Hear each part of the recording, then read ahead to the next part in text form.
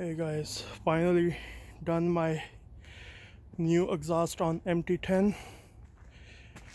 Let's see how does it sounds like it.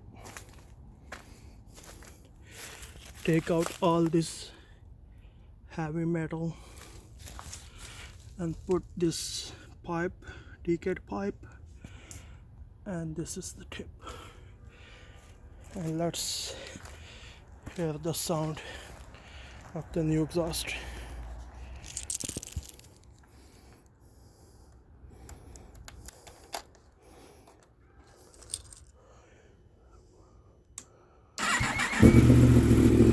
Wow.